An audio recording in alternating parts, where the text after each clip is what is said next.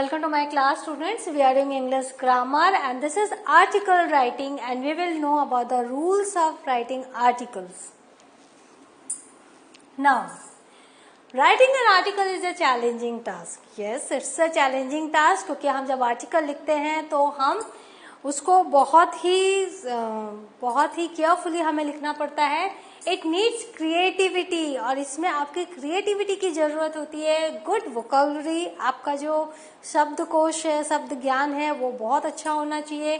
Good knowledge of the subject, जिस subject के ऊपर आर्टिकल लिख रहे हो उसकी नॉलेज बहुत अच्छी होनी चाहिए. And skill to organise ideas, और जो आइडियाज हैं उनको ऑर्गेनाइज करने की जो कला है वो आप में होनी चाहिए. तो writing article is a challenging task. It is based on themes like social concern, narrating an event, description of a place, etc. तो जब हम आर्टिकल लिखते हैं तो हम किस किस के ऊपर लिखते हैं? हम किसी सोशल कंसर्न के ऊपर लिखते हैं, हम कभी कभी किसी इवेंट को नरेट करते हैं या उन्हें बताते हैं, या किसी प्लेस का डिस्क्रिप्शन करते हैं, और भी ऐसी बहुत सारी चीजें. और सबसे अच्छा है आर्टिकल अगर आपको सीखना है तो बहुत अच्छी जो मैगजीन्स होती है उनके आर्टिकल्स आप पढ़ा करो तो आपको पता चलेगा कि आर्टिकल्स लिखा कैसे जाता है. Now process of writing an article is as follows. तो क्या प्रोसेस आपको फॉलो करना है? कलेक्ट रेलेवेंट मैटर, जो कंटेंट होता है, जिसके ऊपर आपको जो कंटेंट है आपके आर्टिकल का उसके से रिलेटेड जो भी रेलेवेंट मैटर है वो आपको कलेक्ट करना है. Organise in a proper sequence, और वो जो आपने कलेक्ट किया मैटर को उसको ऑर्गेनाइज करना है प्रॉपरली. और वो जो है ऑर्गेनाइजेशन जो होगी वो कैसे होगी? सबसे पहले आपको इंट्रोडक्शन लिखना है. क्या है थीम, क्या कंटेंट है, उसका इंट्रोडक्शन होगा. उसके बाद उसको एनालाइज आपको करना है, फिर आपको अपने सजेशंस देने हैं और फिर आपको कंक्लूड करना है. तो ये आर्टिकल का एक प्रॉपर सीक्वेंस है जिसमें आपको इस सीक्वेंस के अनुसार अगर आप आर्टिकल लिखते हो तो बहुत अच्छा आर्टिकल आप लिख सकते हो. Now important points to remember. तो कौन कौन से इम्पोर्टेंस पॉइंट है?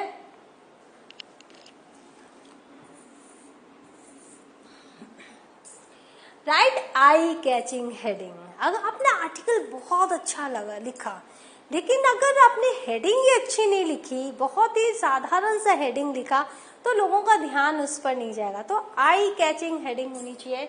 Beginning should draw readers attention, और हमेशा याद रखिए जो बिगिनिंग होती है, पहली लाइन, वो इतनी अच्छी होनी चाहिए कि रीडर का पूरा अटेंशन आपको आपकी तरफ आए, आपकी आर्टिकल की तरफ आए और वो रीडर उस आर्टिकल को पढ़े. Expose the topics by giving reasons. Example, how water is wasted. Suppose आपको एक टॉपिक है कैसे पानी बेकार किया जा रहा है, कैसे उसको व्यर्थ नष्ट किया जा रहा है, तो उसके ऊपर टॉपिक को आपको एक्सपोज करना रीजन के साथ. जब आप कारण बताओगे तो ही हम ध्यान देंगे. और हमेशा याद रखिए कि जब तक हमें वैल्यू नहीं मिलेगी अपने टाइम की, हम जो टाइम दे रहे हैं आपके आर्टिकल को पढ़ने के लिए, वो टाइम हमारा वर्थ होना चाहिए स्पेंड करना आपके आर्टिकल को पढ़ने के लिए. तो जब तक आप रीजन नहीं दोगे, हम जब तक सीखेंगे नहीं, कोई सोल्यूशन नहीं मिलेगा हमें आपके आर्टिकल से, तब तक हमें आपका आर्टिकल नहीं समझ में आएगा और हम शायद उसे पसंद नहीं करेंगे. Suggestions, how to save conserve water. तो आपने रीजन दिया, टॉपिक को एक्सपोज किया बाय गिविंग रीजंस. उसके बाद आपको सजेशंस देने हैं, क्योंकि अगर आपने प्रॉब्लम बताया है तो आपको सोल्यूशन बताना बहुत जरूरी है. फिर आप कंक्लूड करोगे. कंक्लूजन कैसे? या तो आप होप पे कंक्लूड करो या फिर एक वार्निंग दो. और उसके बाद आप give your idea, suggest measures, और फिर आपने जितने भी आइडियाज को सजेस्ट किया है उसका एक कंक्लूजन आपको देना है.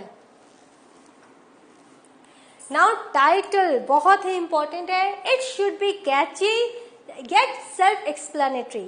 कैची होना चाहिए, रीडर का ध्यान आना चाहिए और खुद में एक्सप्लेन करने वाला होना चाहिए कि आपका थीम क्या है.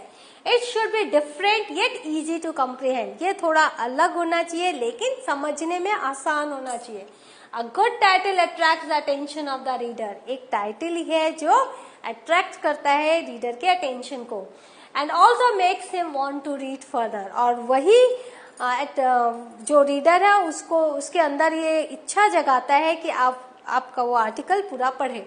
Articles that have a serious tone or are scientific, medical or research oriented must have simple and specific title. अब अगर कोई आर्टिकल है जो बहुत सीरियस नोट पर है, बहुत सीरियस टॉपिक आप डिस्कस करो, या जैसे या साइंटिफिक है या मेडिकल है या रिसर्च ओरिएंटेड है, तो उसका जो टाइटल है सिंपल और स्पेसिफिक आप दे सकते हो। Articles on lifestyle and entertainment can have innovative and experimental titles. लेकिन कोई टाइटल है जो लाइफस्टाइल के ऊपर है, जो एंटरटेनमेंट के ऊपर है, तो उनका जो टाइटल होना चाहिए बहुत इनोवेटिव होना चाहिए, उसमें आपकी पूरी क्रिएटिविटी चाहिए और बहुत ही एक्सपेरिमेंटल होना चाहिए, नहीं तो लोगों का ध्यान नहीं जाएगा आपके आर्टिकल पर। नाउ इंट्रोडक्शन कैसा होना चाहिए? It should explain the topic at hand without revealing everything that's going to follow. तो टॉपिक आपको बताना है, पूरा का पूरा एक्सप्लेनेशन नहीं देना है कि आपने पूरा क्या लिखा है, बस टॉपिक आपको एक बतानी है इंट्रोडक्शन में। Introductions of news based article should follow the 5 W's format, और अगर न्यूज बेस्ड आर्टिकल है तो आपको 5 W's फॉर्मेट को फॉलो करना है। उसमें आप क्या आंसर कर रहे हो? When, where, who, what and why questions। तो जो न्यूज बेस्ड आर्टिकल्स है उसमें आपको 5 क्वेश्चंस के आंसर देने हैं।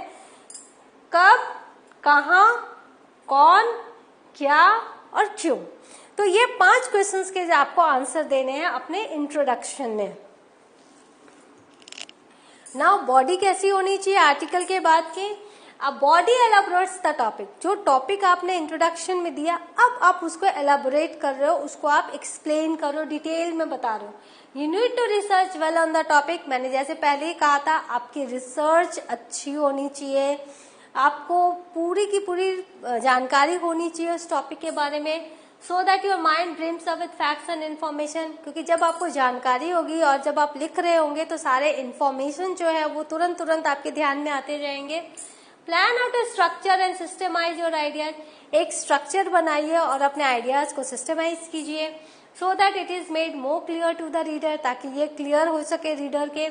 Make sure that you stick to the topic, और टॉपिक से बाहर मत जाइए, टॉपिक पर स्टिक रहिए, उसी पर चर्चा कीजिए, उसी को विस्तार में लिखिए।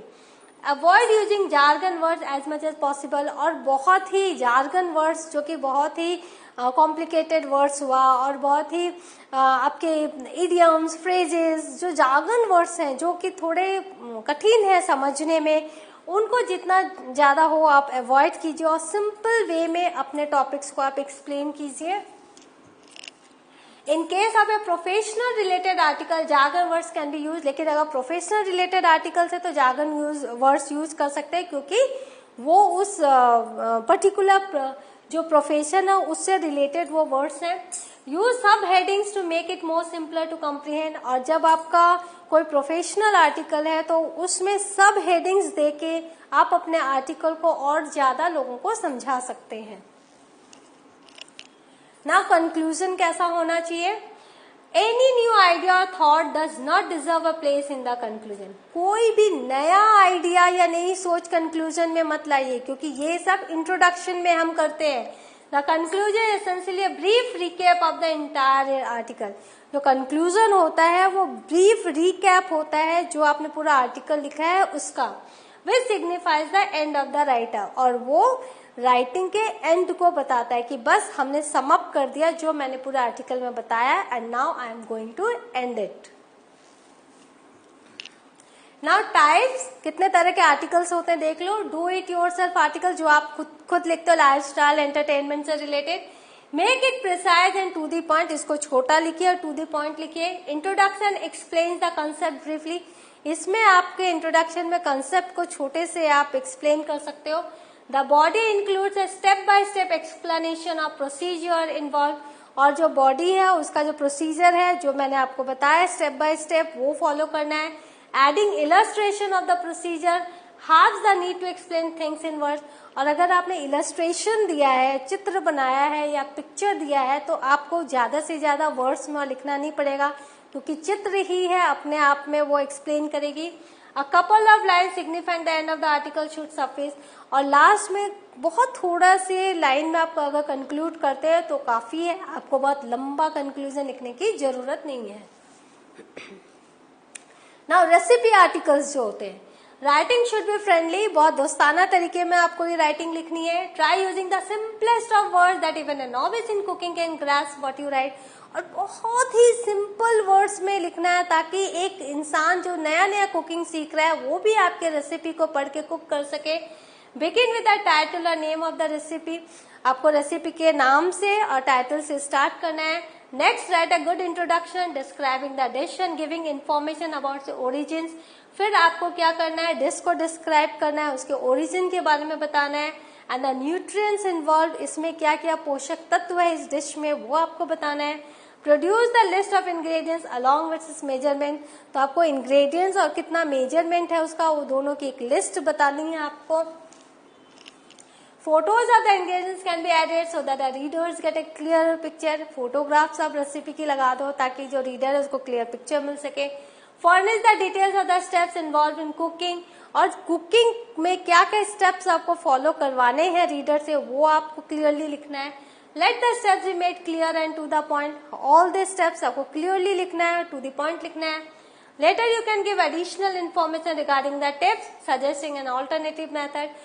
उसके बाद आप एडिशनल इंफॉर्मेशन दे सकते हो कि भाई एक और अल्टरनेटिव मेथड है इस रेसिपी को कुक करने का। एंड रिस्क इन्वॉल्व, और क्या क्या रिस्क है इन्वॉल्व है इस रेसिपी की कुकिंग मेथड में वो आप बता सकते हो। A few line signifying the end of the article will suffice, और एक 2-3 लाइन में अगर आपने अपने आर्टिकल को खत्म किया तो बहुत है।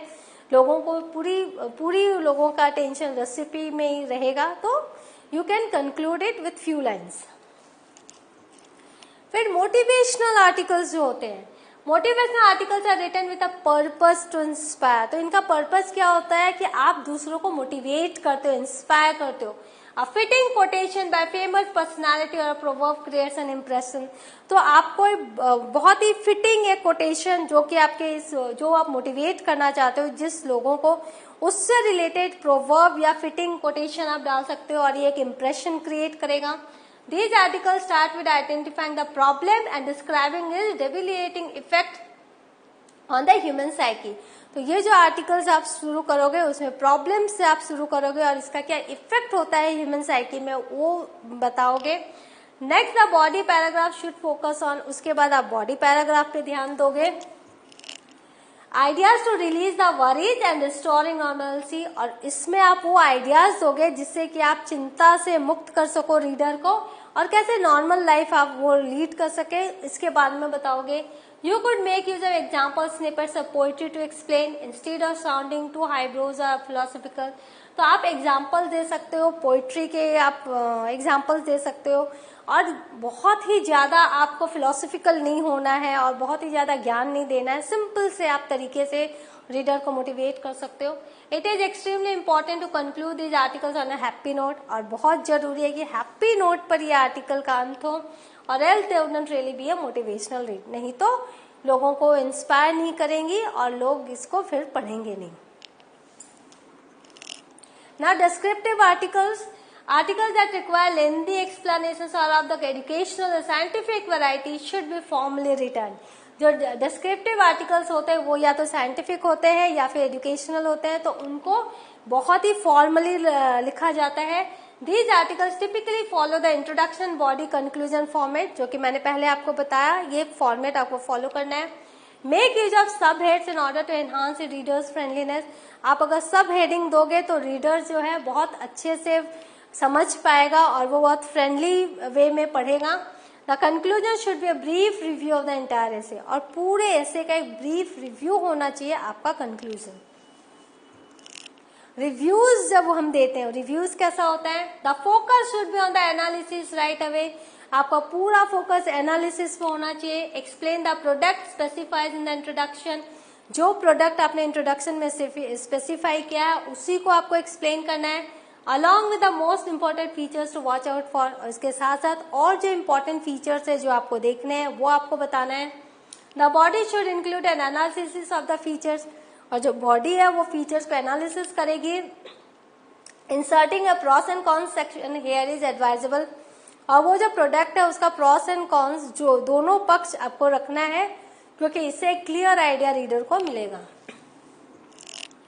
Conclude with your overall opinion. फिर जब आप कंक्लूजन करेंगे तो आप अपना ओपिनियन रखोगे and make sure you do not make it prejudice. और याद रखना कि अगर आपको ये वो प्रोडक्ट पसंद है तो आप उसकी बहुत सारी अच्छाइयां ना बोल दो, क्योंकि उसको प्रेजुडाइज नहीं करना है, आपको बैलेंस में रखकर रिव्यू लिखना है।